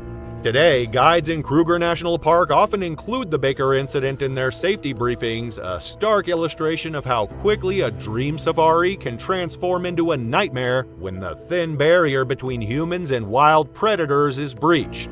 The story serves as a powerful reminder that in the African wilderness, even a moment's lapse in judgment can lead to a terrifying end. Mrs. Baker's reckless mistake cost her everything. A split-second decision turning a thrilling safari into a brutal, blood-soaked tragedy. But at least she saw her killer coming. On a warm evening in the summer of 1985, the circus tent in Quakertown, Pennsylvania, was alive with energy. Families from the small town and nearby communities gathered under its towering red and white stripes, drawn by the promise of daring performances and unforgettable sights. Inside, the scent of sawdust mingled with the buttery aroma of popcorn, and the electric lights overhead cast a soft glow on the packed rows of benches. Children sat wide-eyed, clutching their snacks as the ringmaster announced the evening's highlight, a breathtaking display of human skill and animal power. At the center of it all was Manuel Jr. Ruffin, a charismatic lion tamer with years of experience. His confidence and charm commanded the crowd's attention as he prepared to enter the cage with 3 majestic lions. Beneath the excitement, however, a quiet tension hung in the air, a reminder of the inherent danger that came with facing such powerful creatures. Ruffin was no ordinary performer. Born Emmanuel Ruffin in Mississippi in 1938, he had joined the Clyde Beatty Railroad Circus at the age of 13, quickly becoming the student of legendary animal trainer Clyde Beatty. Under Beatty's mentorship, Ruffin developed a reputation as a fearless showman, earning the nickname Prince Bogino for his elegant and daring performances. Over the years, he became known for his ability to command lions and tigers with apparent ease, mastering tricks that showcased their innate power while emphasizing his control. Despite the inherent risks of his profession, Ruffin believed his bond with the animals minimized danger, a confidence that set him apart from many of his peers. The act that night was one Ruffin had performed countless times before. He would enter the cage with 3 lions, guiding them through a series of precise movements, leaping over barriers, balancing on stools, and responding to his verbal and physical cues. The performance required perfect timing and unwavering focus, but Ruffin's years of experience made it seem effortless. As he entered the cage, cracking his whip and gesturing confidently, the audience erupted in applause. The lions, massive and powerful, moved deliberately as they took their positions. Their golden coats gleamed under the lights, and their piercing eyes followed Ruffin's every move. The routine began smoothly. One lion leapt gracefully over a low barrier, landing with a thud that reverberated through the tent. Another balanced on a stool, its muscles rippling as it obeyed Ruffin's commands. The third lion paced slightly before settling into position, completing the trio. The crowd watched in awe as Ruffin demonstrated his mastery over the animals, directing them with a combination of sharp commands and precise gestures. For the audience, it was a mesmerizing display of courage and coordination. But as the performance continued, one of the lions began to behave erratically. It hesitated during a cue, its posture shifting into something more rigid. Ruffin cracked his whip, a sharp signal to refocus the animal, but the lion remained tense. Its low growl cut through the noise of the crowd, drawing a murmur of uncertainty from the spectators. Ruffin stepped closer, issuing another command. For a moment, the lion froze, its body coiled with tension. Without warning, the lion pounced. Its massive frame collided with Ruffin, knocking him off his feet. Gasps rippled through the audience as the lion clamped its powerful jaws around Ruffin's leg, dragging him across the floor. Gasps turned to horrified cries as the trainer struggled against the lion's immense strength. The sight of blood spreading across the sawdust shattered the momentary stillness, and panic swept through the tent as the lion's growls grew louder and its movements more aggressive. As Ruffin struggled to free himself, a second lion joined the attack. It leapt on his torso, pinning him to the ground, while swiping at his chest and neck with its claws. The trainer's bright costume was quickly soaked in blood, and his attempts to fend off the animals grew weaker with each passing moment. Panic rippled through the tent. Some parents instinctively shielded their children, clutching them tightly as they backed away from the ring. Others bolted for the exits, their hurried movements adding to the confusion. Those still seated sat frozen, their faces pale and eyes wide, unable to look away from the horrifying scene unfolding before them. Circus workers hurried into the cage, equipped with whatever they could grab to intervene. Their urgent movements focused on breaking the lion's attention. They shouted and struck at the lions, attempting to create enough of a distraction to pull Ruffin to safety. The lions roared in defiance, their primal instincts fully unleashed. After several agonizing minutes, the workers managed to drive the animals back, clearing a path to reach Ruffin. Two handlers dragged him out of the cage, his body limp and covered in deep wounds. Despite the quick response, Ruffin's injuries were catastrophic. The lions had inflicted severe trauma to his leg, chest, and neck, causing massive blood loss.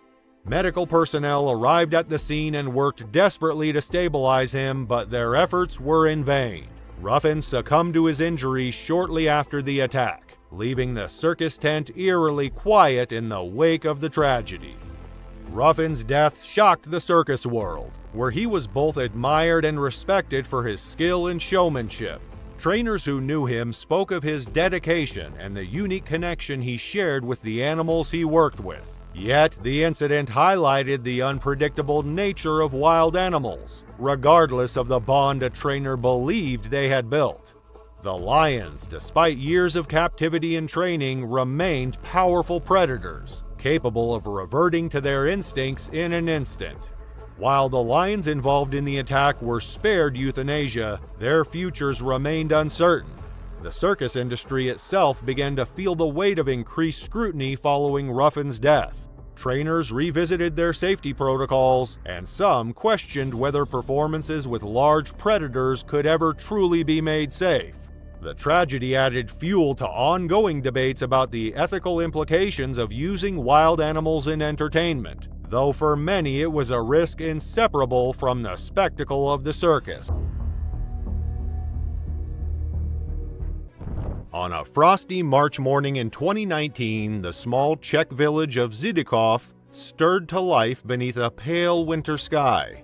Nestled in the Moravian Silesian countryside, this quiet town was surrounded by snow-dusted hills and thick forests. It was the kind of place where neighbors exchanged friendly nods, and life moved at a slower pace. But beneath the calm of that frosty morning, a predator's cage held the beginnings of a tragedy, one that would leave blood in the snow and the village forever haunted by what escaped. Michael Prasek, a 33-year-old resident of Zidikov, was a man of contradictions. To many in the village, he was a mystery, both reclusive and friendly, deeply passionate but fiercely stubborn. He lived with his father in their modest family home on the edge of town, where he had turned their property into an unusual sanctuary for exotic animals. His fascination with wildlife had become an obsession in 2016 when he acquired Fufi, a young male lion. 2 years later, he purchased a lioness, adding Cleopatra to his collection and setting his sights on breeding the animals. Neighbors were uneasy from the start. Lions, after all, were not typical residents of the Moravian countryside. Concerns grew as the animals matured into powerful predators, each weighing more than 400 pounds. Fufi's deep roars echoed through the village at night, and Cleopatra's agile, muscular frame prowled behind the bars of her cage. Despite warnings from locals and even his own family, Michael insisted he had everything under control. For Michael, these lions were more than pets, they were his life's purpose. Every day he devoted hours to caring for them, hauling crates of meat to their enclosures, and meticulously maintaining their cages. He believed he understood them better than anyone, often telling others they were part of his family. But Michael's confidence blinded him to danger. Over time, his bond with the lions became a source of tension with neighbors and authorities alike. In 2018, Michael made national headlines after a shocking incident involving Cleopatra. On a summer afternoon, he decided to walk the lioness on a leash near his property. The sight of the enormous predator on a public road sent a cyclist crashing into her. Though no one was seriously injured, the incident amplified fears in the village and brought renewed scrutiny from local officials. Michael was fined for keeping the lions without proper permits, but enforcement proved difficult. Sanctuaries for larger predators were overcrowded, and the cost of relocating the animals was prohibitive. With no clear solution, Michael was allowed to keep the lions, much to the frustration of his neighbors. By March 2019, tensions surrounding Michael's lions had reached a boiling point. His father, who lived with him, repeatedly warned him of the risks. His sisters, who had once visited regularly, avoided the property entirely, fearing for their children's safety. But Michael remained defiant, convinced that his understanding of Fufi and Cleopatra set him apart from the others. On the morning of March 4th, the Moravian countryside was cloaked in frost, the air sharp and biting. Michael began his day as he always did, feeding the lions. Carrying a bucket of fresh meat, he trudged through the snow toward the enclosures. The sight of Fufi pacing behind the bars didn't faze him. This routine had become second nature. Unlocking the gate, Michael stepped inside the male lion's cage, entirely at ease, despite the imposing predator just feet away. He placed the bucket on the ground and turned to tend to the other tasks, never imagining the danger lurking in that moment. Fufi, now a fully grown and dominant male lion, moved with the power and speed of a predator honed by millennia of evolution. The moment Michael turned his back, the lion's instincts took over. Fufi lunged, his massive stride covering the distance in a single bound, and his lethal paw struck Michael square in the chest. The impact knocked Michael off his feet, sending him sprawling to the ground, dazed and unable to defend himself. Pinned beneath the monstrous predator, Michael was defenseless as Fufi delivered a second fatal strike. The lion's massive jaws clamped down around Michael's neck, severing arteries and cutting off his ability to cry for help. Blood stained the snow as Fufi's predatory instincts took over entirely, reducing Michael to nothing more than prey. The commotion drew the attention of Cleopatra the lioness, who quickly joined the frenzy. She moved with lethal precision as she sank her teeth into Michael's lifeless form. The pair of lions worked together with brutal efficiency, tearing at their keeper with the same ferocity they would show to prey in the wild.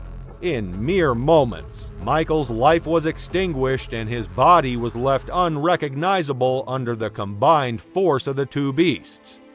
When Michael's father arrived the next morning, alarmed by his son's lack of response to calls, he was met with a chilling sight. Foofy was pacing the enclosure, his golden eyes fixed on what remained of Michael's body, now reduced to little more than scattered remains in the snow. Cleopatra lay nearby, her head resting on her paws, her massive presence almost serene. At first, Michael's father thought his son was asleep, but as he approached the gate, the gruesome truth became clear. Panicked and grief-stricken, Michael's father retreated and called the authorities. Police arrived shortly after, armed and prepared for the worst. To recover Michael's remains safely, they had no choice but to euthanize both lions. Foofy, still aggressive, charged at the responders and was shot on sight. Cleopatra, though calmer, was also euthanized shortly after. The family's property, once bustling with life, now stood empty and silent. The aftermath of Michael's death was a flurry of drama in the village and beyond. Animal rights activists condemned the killing of the lions, arguing that they were acting on instinct and should not have been kept in captivity to begin with. Others blamed Michael's stubbornness and criticized the lax enforcement of regulations that had allowed the situation to spiral out of control. For Michael's family, the loss was overwhelming. His father, unable to bear the memories of what had happened, moved away from Zedekov, leaving the house and its empty cages to decay.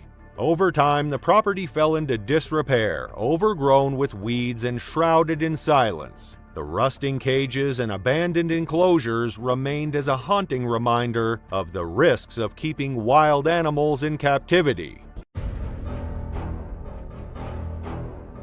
On February 2, 2013, the Suarez Brothers Circus set up its grand tent in the small town of Echochoa, Sonora, Mexico. The arrival of the circus was a highlight for the local community, a chance for families to experience the wonder and thrill of live performances under the bright light of the big top. Among the performers that evening was Alexander Crispin Suarez, a 35-year-old animal trainer whose daring acts with Bengal tigers were the centerpiece of the show. Known for his mastery and precision, Alexander's work brought audiences to their feet with every performance. But this night would mark the end of his career in the most devastating way. Alexander came from a family forged in circus tradition. His life had been shaped by the nomadic lifestyle and long days of rigorous practice that define the world of performance art. From a young age, he gravitated toward the animals that were the heart of the circus. Bengal tigers, with their striking orange coats and fierce presence, became his specialty. Over the years, he developed a deep understanding of the tiger's behavior, earning a reputation as a skilled and courageous trainer. His acts emphasized both the tiger's incredible power and the trust built between human and beast, creating a show that left audiences awestruck. The Suarez Brothers Circus was one of the last traditional circuses in Mexico to feature live animals, a practice that had faced increasing scrutiny worldwide. Despite the controversy, the circus remained a beloved institution in Echocoja, and the performances consistently drew large crowds. That February evening, the tent was packed with families, their children's faces lighting up with excitement as the show began. The audience cheered as acrobats, clowns, and other performers took the stage, preparing the scene for Alexander's grand act with the tigers. When Alexander stepped into the ring, he was accompanied by 2 Bengal tigers. The animals moved with controlled elegance, their muscular bodies reflecting the harsh glow of the stage lights. The act began with a well-rehearsed routine. Alexander jogged in circles around the tigers, cueing them to spin on low platforms. The synchronization between the trainer and the animals was mesmerizing, a witness to their countless hours of practice. The audience watched in amazement, their cheers and applause resounding through the tent. But in an instant, the controlled atmosphere disappeared. One of the 450-pound tigers abruptly stopped its spin and turned toward Alexander. Without hesitation, the tiger lunged, knocking him to the ground with its immense weight. Gasps erupted from the crowd as the tiger clamped its powerful jaws around Alexander's legs, dragging him across the ring. The other tiger remained still, its eyes fixed on the commotion as chaos unfolded. Circus staff rushed into the ring wielding metal stands to try to separate the tiger from Alexander. They struck the tiger repeatedly, but the animal's grip did not loosen. The audience, initially unsure if the attack was part of the act, quickly realized the gravity of the situation. Screams filled the air as parents grabbed their children, fleeing toward the exits. The joy and excitement that had filled the tent just moments earlier gave way to panic and chaos. As the staff continued their efforts, the tiger attacked again, this time sinking its teeth into Alexander's neck. The trainer lay motionless on the sawdust-covered floor, his body battered and bloodied. The once vibrant atmosphere of the circus had turned into a scene of horror, with the audience scrambling to escape and the staff desperately trying to save their colleague. Finally, the tiger released Alexander and was forced back into its enclosure, but the damage had already been done. Alexander was rushed to a nearby hospital in Huatabambo, where medical personnel worked tirelessly to save his life. The injuries were severe. Deep puncture wounds to his neck and legs, massive blood loss, and internal trauma. Despite their best efforts, Alexander succumbed to his injuries shortly after arriving at the hospital. Word of the tragedy traveled quickly, rippling through the local community and beyond. In the days following the attack, authorities launched an investigation into the incident. Inspectors confirmed that the Suarez Brothers Circus held valid permits for its 11 Bengal tigers and other exotic animals. However, the attack reignited debates about the ethics and safety of using wild animals in performances. Critics pointed to the inherent risks of working with such powerful creatures, even under the most controlled circumstances. Animal rights groups called for an end to live animal acts, arguing that these performances endangered both the animals and the humans who worked with them.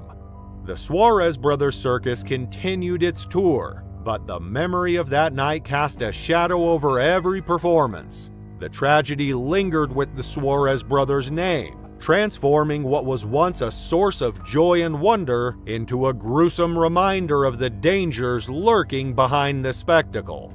The circus community mourned the loss of Alexander, a man who had dedicated his life to the art and to the animals he worked with. On the morning of March 23, 2024, the sun had just begun to cast its golden light over the snow-covered woods of Georgetown, California. The air was crisp and the silence of the wilderness wrapped around two brothers as they made their way deeper into the forest. Talon and Wyatt Brooks were no strangers to these woods, having spent countless hours hunting and camping here since they were children. Their father, a seasoned outdoorsman, had taught them not only how to track and hunt, but also how to survive in the wild, lessons that had shaped them into skilled hunters. That morning, the brothers set out on an expedition to collect shed antlers and hunt wild boar, a task they looked forward to each year. It was early spring, and while the land was still cloaked in snow, the boars were plentiful, and the antlers lay scattered among the trees. With their backpacks filled with supplies and a bond that only years of shared brotherly experiences could create, they ventured into the wilderness, unaware of the danger that lay ahead. The campsite they chose was familiar, tucked away just off the road where they could camp under the thick canopy of pine trees. They spent the afternoon setting up their camp, joking and laughing as they prepared for a quiet night under the stars. Dinner was a simple affair, cooked over an open flame with enough food to last them through the night. Though their father wasn't with them on this trip, the brothers were more than capable of handling themselves. It wasn't the first time they had ventured out alone. After eating, the brothers set out to hunt, knowing that the boars would be active as the sun began to set. Within a couple of hours, they had successfully downed one boar and found a few prime antlers to collect. They spent the rest of the afternoon dressing the boar and hauling it back to camp. Unbeknownst to the brothers, the smell of the hunt, a mix of fresh meat and blood, carried through the forest, leaving an open invitation to any predators in the area. As the night fell, the brothers cleaned up at a nearby stream, then retired to their tent to sleep, unaware that the aftermath of their hunt had drawn the attention of a hungry cougar. The beast had been prowling the area, its sharp eyes catching the scent of the carcass. It had waited until darkness settled, slipping into the shadows near the camp. The faint sounds of the brothers' voices and the warmth of the fire were enough to make the cat hesitant, but the hunger gnawing at its belly urged it forward. The cougar had lingered in the woods all night, watching the camp from a distance, its instincts driving it closer and closer to the prize. But when Wyatt stepped out of the tent in the early morning to relieve himself, the predator saw its chance. Stealthily, it crept through the underbrush, closing in on the unsuspecting brothers. Talon and Wyatt had no idea they were being stalked. As they made their way back toward the woods, the cougar remained silent, moving stealthily in the shadows. The brothers, focused on the path ahead, noticed nothing unusual. But then, in a split second, the cougar leapt from its hiding place, its powerful body crashing into Wyatt. With deadly precision, it raked its claws across his face, leaving deep gashes that tore through flesh and bone. Wyatt screamed in pain, but before he could react, the cougar was on top of him, its teeth sinking into his cheek and neck. Talon, who had been just a step ahead, rushed to his brother's aid. He threw down his rifle and, with the strength of desperation, lunged at the beast. His body collided with the cougar, knocking it off his brother and sending it tumbling through the air. In the chaos, Talon shouted at Wyatt to run. Blood poured from his brother's face and his left eye was all but lost. Stumbling, disoriented and half blind, Wyatt ran for the camp, leaving a trail of blood in the snow behind him. In his panic, he managed to grab a phone and dial 911, though his hands were slick with his own blood and his vision blurred. Talon fought with the mountain lion, trying to keep it away from his brother, but his efforts were in vain.